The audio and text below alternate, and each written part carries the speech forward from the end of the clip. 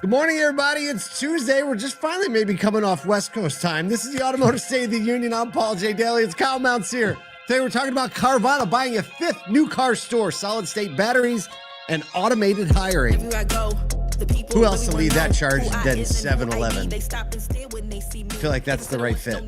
Look, this is a great show. Tuesdays are normally the duds. I'm just calling it like I see it. If you're like, if future state, if you're like, skip one day a week, skip Tuesdays. Today, not a dud. So maybe you don't want to skip Tuesdays. Goodness. Maybe the channels are changing. You know what I mean? I finally feel like myself again. Do you really? Coming back from West Coast to East Coast time is brutal. When we went to Kazakhstan, Central Asia, around the other side of the world, we came back and I feel like I didn't miss a beat.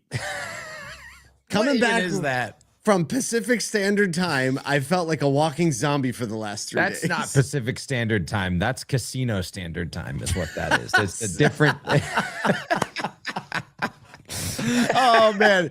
Yeah, something to do with that. Boasting about that, dry manufactured air going into my lungs for 4 days in a row. Seeping in. It's brutal. It's been fun watching everybody's follow-up emails, social posts from NADA show, but everyone's kind of like back in the game now. Like the time for that is over, and now we're going on with the world. One of the things we're doing, we're so excited. Tomorrow, we are premiering the first episode of season 2 of the newly named The Truth About Car Dealers. It was called More Than Cars, then we rebranded, got confusing. The Truth About Car Dealers is the name of the show because we're telling the truth about car dealers. How about that? It's going to be Bozard Ford linking. You're going to see elements of this store and this organization that you haven't seen. Maybe you've seen Ed Roberts a lot. You haven't seen the store like this. Please go to the best way, go to thetruthaboutcardealers.com.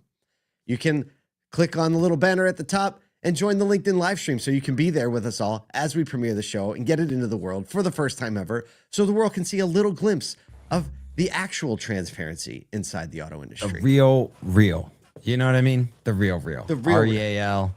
REEL. That's what we're actually showing. If you forget the, you can also get to it, truthaboutcardealers.com. Doesn't matter. Just type it in. You can go on. Thought of everything. Actually, what's interesting? I just searched it because I'm like the SEO guy. I'm like, do we actually show up first? I want to make sure we show up first, but in the organic results. But this is, when you're asking the question, like, what's the cultural narrative? When I type in truth about car dealers, I'm afraid to ask. See, all of these, do car dealers matter? Do car salesmen get the worst deals?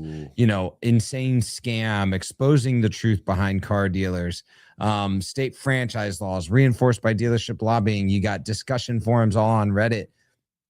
If you are so blind to the fact that that's the reality in our cultural narrative, then please do yourself a favor, make that search and then follow along. Share this with your family, share this with your friends, spread the news of who we are as an industry because the lie has been told out there and it is the overwhelming narrative and we can write that narrative by the dealers that are doing the best work. Wow, that is really, really great.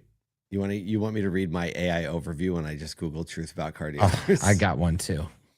Car dealerships operate on high-pressure, negotiation-driven models with roughly 90% of transactions, prepare for the surprise, resulting in satisfied customers despite negative industry stereotypes. Wow. While many dealers act ethically, they often prioritize profit through hidden fees, finance markups, and complex, time-consuming negotiations. So, can you tell me about, mixed messages in one AI summary? Yeah, we just have to tell a better story more often and more dealers. Look, and if you're a dealer, if you're sitting here watching this live stream, I just want to be clear. If there's anything about your business that makes you or creates something in your business that makes your people think twice about the way they're operating, cut it the heck out. Quit. Done. Like you're making it bad for the rest of us. I'm kind of over it. I'm mad this morning. I'm like, if this is the reality, if this is the way that people are, you've got people out there right now sharing stories of this junk. Quit it. If you are doing anything even close to shady, cut it out. I'm over it. I'm in. Rant over. Rant. That's a good rant. That was a rant. Man, Tuesday's delivering today. I'm telling you. We got good stories. We got a release. We got Kyle to go on a rant and get angry. Someone clip that. Someone clip that. Put it on. Oh, it's already on the list. It's already clipped. That was Nathan, our head of production. All right, I better get into some news. Carvana is leaning in harder into the franchise world. The online used car giant has acquired its 5th franchise dealership, adding another Stellantis store in Sacramento as it continues blending digital retail scale with traditional brick-and-mortar rooftops. They purchased Sacramento Chrysler-Dodge-Jeep-Ram from Nouri Automotive Group, with the deal closing December 11th. This is their 5th Stellantis dealership since they first acquired a store in February of last year, with locations in Arizona, Texas, Georgia, and now a second California store. Move comes as they report strong momentum. Used vehicle sales jumped 44% year over year. Q3 net income hit $263 million. They got a couple bucks. Carvana spokesperson said, quote, "We are proud to bring Carvana experience to Chrysler Dodge Jeep Ram customers in the Sacramento area." And a deeper used car delivery network.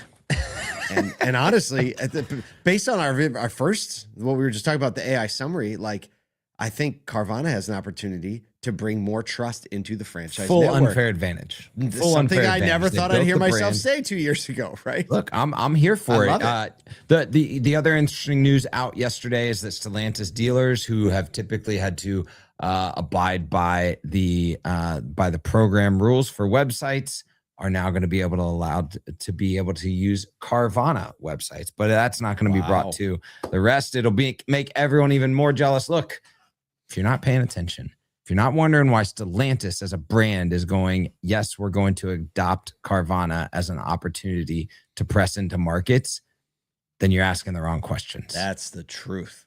That is the truth. I want to segue so bad right here because we haven't had one yet. I don't even know. I'm just ready to go on another rant. I'm feeling it this morning. All right.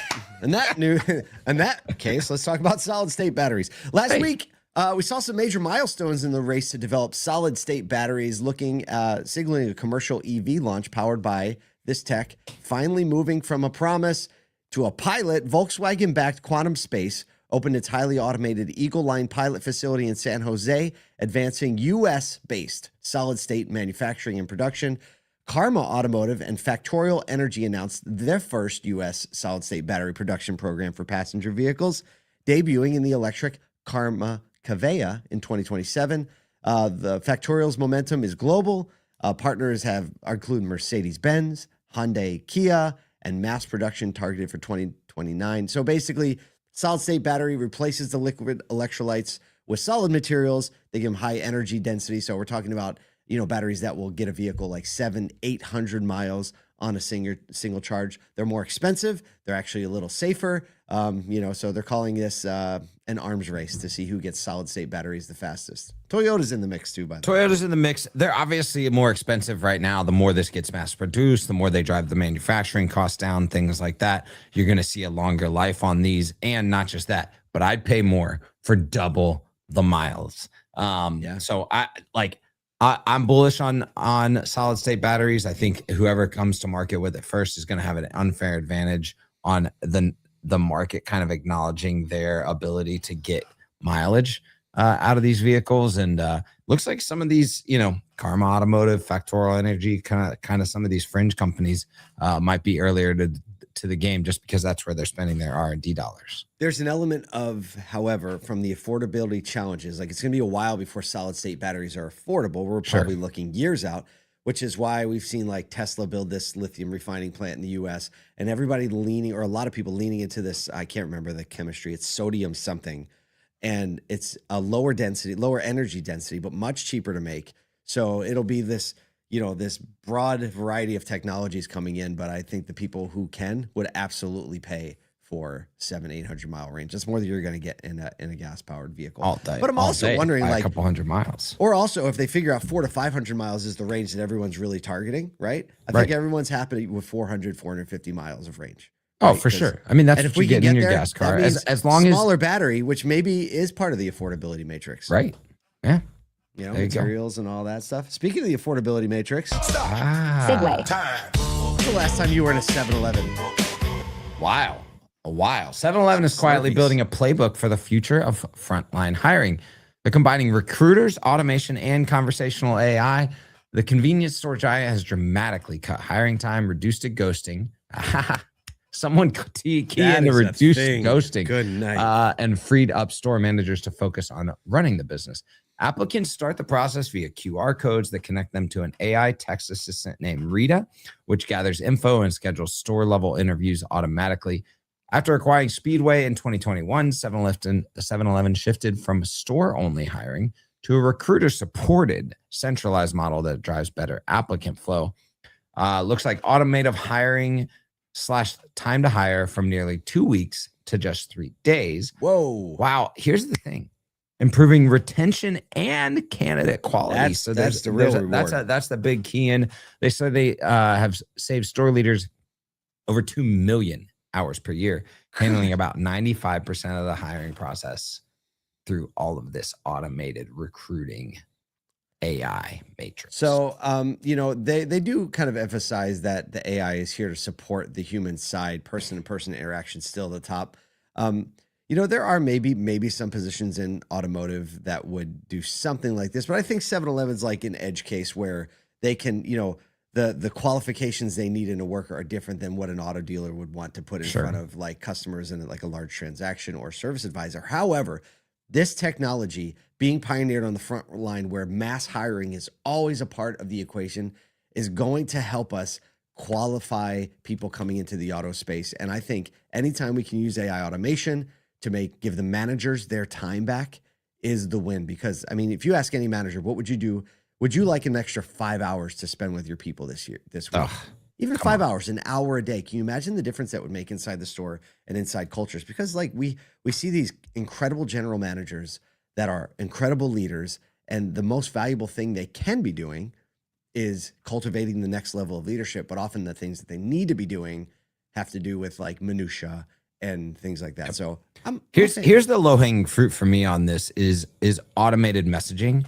And this doesn't even need a ton of AI. This just needs like a really well thought out automated messaging. Okay, applicant comes in, we move them into a text flow that builds energy and excitement around what we're doing, make sure that we're texting updates about their interview, about the way the process is going, just keeping them informed. Communication is key.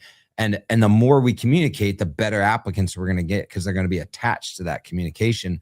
And then doing that same thing through onboarding. I think keeping that communication fluid, that's where so much of like the disdain for any hiring process is. I don't feel like I knew what was going on. I didn't feel like I was getting communicated to. So for companies with strong HR departments implementing some level of communication, either AI or text-based flows, I think that's the low-hanging fruit for automation here. Well, look, if you didn't take anything away from the show today, you weren't listening, so you're not here right now. If you were, a couple things. Pay attention to the people. Join the live stream. Go to truthaboutcardealers.com and be a part of the change we need to see, and we can do it together.